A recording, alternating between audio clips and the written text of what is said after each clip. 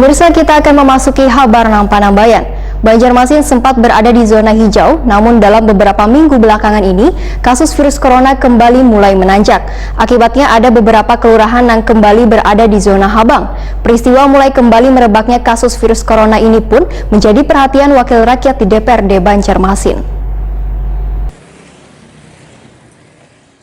Banjarmasin sempat berada di zona hijau, namun dalam beberapa minggu belakangan ini, kasus virus corona kembali mulai menanjak. Akibatnya ada beberapa kelurahan kembali berada di zona habang. Peristiwa mulai kembali merebaknya kasus virus corona ini pun menjadi perhatian wakil rakyat di DPRD Banjarmasin. Wakil Ketua DPRD Banjarmasin, Matnor Ali Ep, Takuni Prima TV jelang tengah hari Kamis 17 Desember 2020 meminta pemerintah kota Wan Satgas untuk secepatnya merespon mulai menanjaknya kasus virus corona dengan kembali mengetatkan penerapan disiplin dan penegakan hukum protokol kesehatan. Politisi Partai Golkar ini pun juga meminta ditegakkannya kembali Perwali nomor 68 tahun 2020 tentang penerapan disiplin dan penegakan hukum protokol kesehatan sebagai upaya pencegahan dan pengendalian virus corona di Banjarmasin. Menurut Matnor Ali Ep, warga banyak nang abai dengan protokol kesehatan. Akibatnya 2 kelurahan kembali ke zona habang, sehingga perlu adanya kewaspadaan seberatan pihak dengan penyebaran virus corona ini. Bahkan ada kabar yang didapat dari Dinas Kesehatan atau Satgas Virus Corona menyatakan, ujar Matnor Ali Ep, wayah ini klaster keluarga nang tinggi.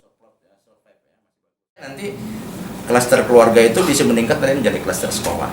Tetapi di tempat kita ada 5 kecamatan ini, 52 kelurahan, 2 sudah tinggal 50 kan, jangan sampai terjadi ya seperti daerah Jakarta, Jawa Tengah, kemudian Jawa Barat. Artinya akan melonjak kembali dengan adanya kelengahan kita seperti itu.